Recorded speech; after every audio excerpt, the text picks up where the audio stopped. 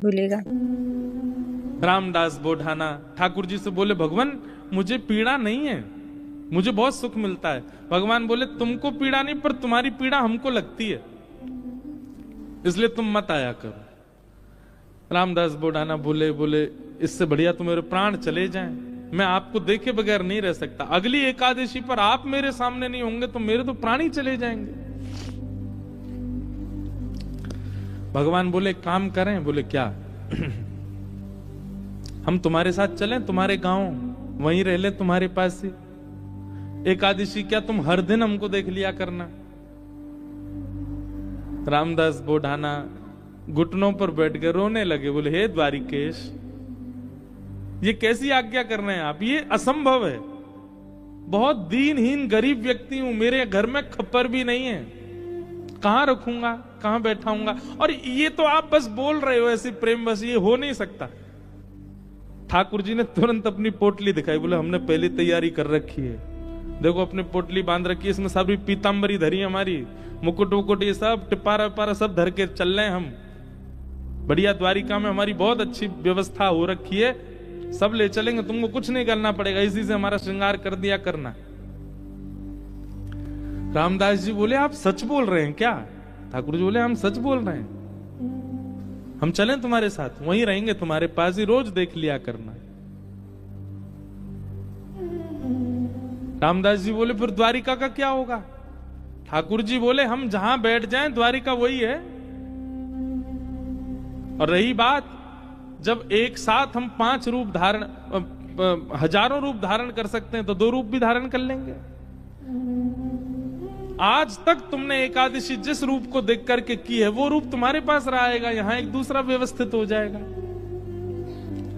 रामदास जी को पूरी तरह ये विश्वास हो गया कि ठाकुर जी मजाक नहीं कर रहे, ये सच बोल रहे हैं, ये चलेंगे मेरे संग। नियम का फल ये मिलता है। देखो, एक नियम को जब व्यक्ति तत्परता से करता है तो ठाकुर जी ऐसा देते हैं उसको। कई लोग कह देते हैं एकादशी पर भूखे रहने से भगवान को कोई, इससे थोड़ी प्रसन्न होंगे भगवान। ठाकुर जी प्रसन्न नहीं होते हैं, पर आपकी तत्परता ठाकुर जी देखते हैं। आजकल बच्चे ऑफिस जाते हैं, ऑफिस का टाइम क्या 9 बजे, अब कोई आवे 9:30, कोई आवे कोई आवे 9:45। अब उसको सब लोग, जो टाइम पे आने वाला बच्चा, उसकी सब मजाक उड़ाते हैं। बोले, तू भी क्या पागल है, 9 ही बजे आ जाता है बिल्कुल। अरे सैलरी ले रहे हैं, मेहनत करनी है, ठीक है, टाइमली, ठीक है, थोड़ा आधा पौना घंटा ऊपर नीचे चलेगा, लेकिन वो बालक कहता नहीं, ये मेरी तत्परता, मैं 9 बजे ही आऊंगा। और वो 9 बजे आने वाला बालक, कभी ना कभी उसका जो बॉस होता है ना, वो खुश होकर के कुछ तो उसको देता है, उसको थोड़ा अपग्रेड कर देता है। सिंसियरिटी आपके कार्य के प्रति आपका स्वामी देखता है। ऐसी भक्ति में भी सिंसियर होना बहुत जरूरी है। होता उससे कोई ठाकुर जी बहुत प्रसन्न नहीं, पर हां ठाकुर जी दृष्टि तो रखते हैं। परिक्रमा लगा रहा है, कैसे लगा रहा है, एकादशी कर रहा है, कर कैसे रहा है, तिलक स्वरूप करता है, उस समय क्या उच्चारण करता है, मंदिर जाता है, प्रसाद कैसे पाता है, दर्शन कैसे करता है, इन सब के प्रति जो आपकी सिंसियरिटी, वो ठाकुर जी देखते हैं। रामदास को ठाकुर जी बोले, अब तो तुम जाओ, अगली बार बैलगाड़ी लेके आना। कैसे लेके जाओगे हमको? बैलगाड़ी में तुम्हारी में चलेंगे। रामदास जी चले गए, बैलगाड़ी ढूंढी, कहीं बैलगाड़ी नहीं मिली, बूढ़े बूढ़े बैल मिले, छोटी सी टूटी फूटी सी बैलगाड़ी मिली। रामदास जी बैलगाड़ी लेके द्वारिका आ गए। द्वारिका आए, आज सब लोग बोले, क्यों रे भाई रामदास, अब तो तुम बैलगाड़ी में आने लग गए। रामदास जी बोले, अब वयोवृद्ध हो गए ना, तो अब चला हो नहीं पाता, तो बैलगाड़ी से आए। बोले, बहुत अच्छा। रामदास जी आए, प्रसाद आदि गोमती सागर में स्नान किया, प्रसाद पाके रात में कीर्तन करने लगे। सब चले गए, रामदास जी कीर्तन कर रहे थे।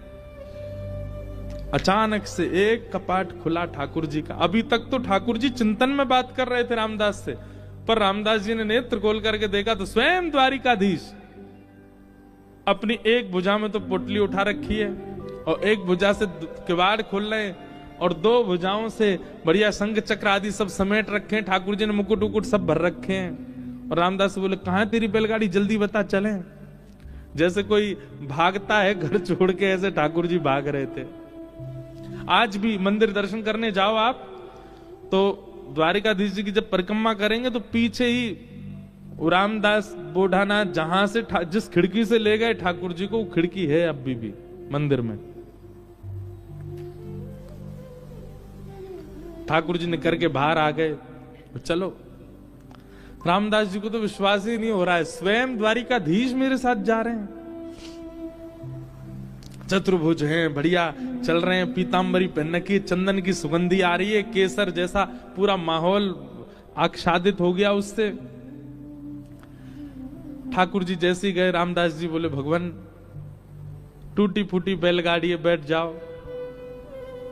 ठाकुर जी ने जैसी बैलगाड़ी देखी, ए रामदास त्रिलोकी का भार लेकर के मैं इन पे बैठा, तेरे बैल तो दब जाएंगे नीचे।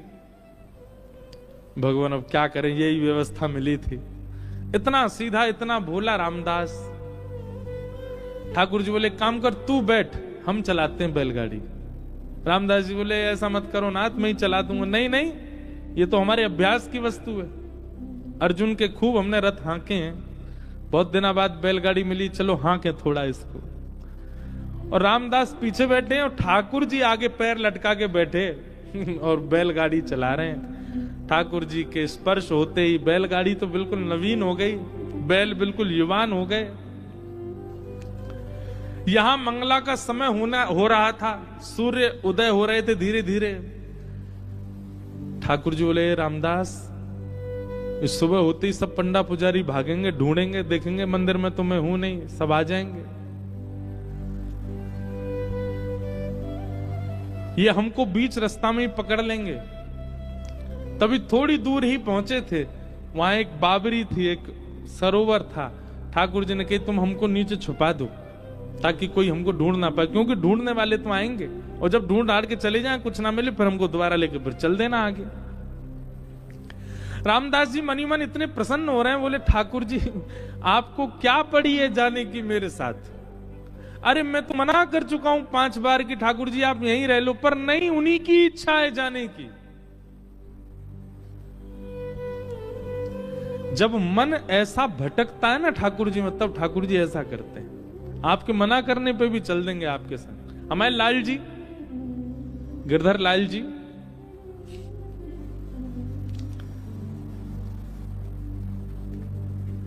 ये ऐसे ही आए हमारे पास। जब प्राप्त हुए थे ना, तो एक बार मैंने तो, अब बोलने में अटपटा लगता है, पर एक बार मैंने तो यही कहा कि मुझे तो श्रृंगार आता नहीं, मुझे सेवा आती नहीं, कैसे करूंगा, कैसे संभालूंगा, कैसे इनकी नथ बेसर धराऊंगा, कैसे इनके नेत्र श्रृंगार, कैसे मुकुट पाक कैसे बनाऊंगा। ये अभी जो ये स्वरूप दिखा आपको, दिखा उसमें, ये साल में एक बार हमारे गिरधर लाल जी जगन्नाथ जी बनते हैं, ये तब का स्वरूप है। रथ यात्रा वाले समय पर ठाकुर जी को जगन्नाथ, और जो वैसे रूप है वो वाला भी दिखाओ जो सामान्य है। सामान्य सबने देखे ही हैं, श्रीनाथ जी के रूप में हमारे लाल जी हैं, और नेक्स्ट से हैं, छोटे से, पर ये आए स्वयं, और ये स्वयं ही आते हैं, आप नहीं लेते हैं।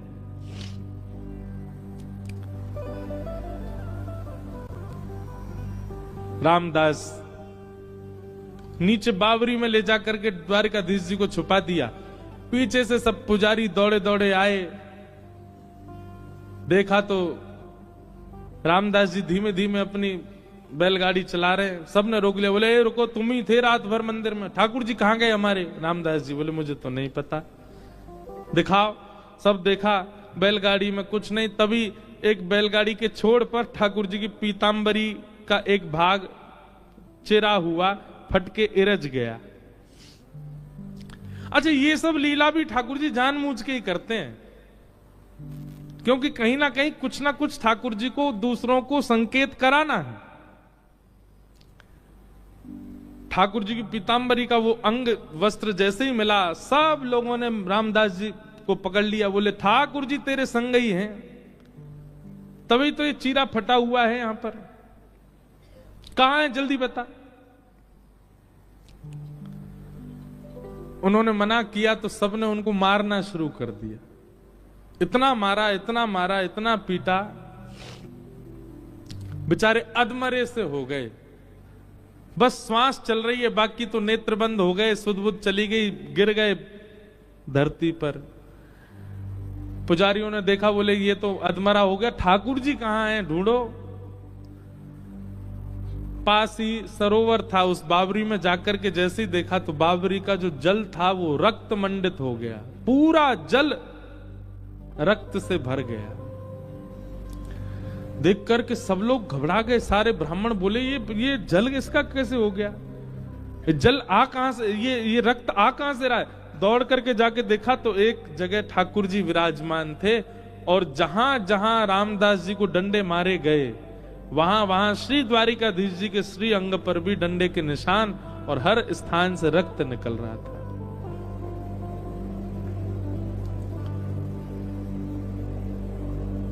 सब पुजारी जी चरणों में गिर गए, सब ब्राह्मण देवता बोले भगवान ये क्या हो गया, बोले ये क्या हो गया, मेरे भक्त को मारते हो,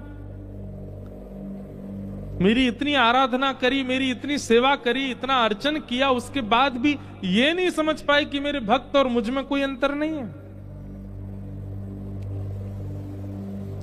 सब क्षमा याचना करने लगे। ठाकुर जी बोले अब कुछ नहीं होगा, अब तो हम रामदास के साथ ही जाएंगे और वहीं रहेंगे। और ठाकुर जी सब देखते रह गए, लेकिन रामदास जी के साथ में ऊपर आए ठाकुर जी, और आकर के रामदास जी को जैसे हृदय से लगाया, सारे घाव ठीक हो गए, और कहा ले चलो हमको। ठाकुर जी गए सीधे और डाकोर जी में जाकर के रामदास जी के यहाँ विराजमान हो गए, और उनका नाम पड़ा रण छोड़ राय भगवान। बोलो रण छोड़ राय भगवान।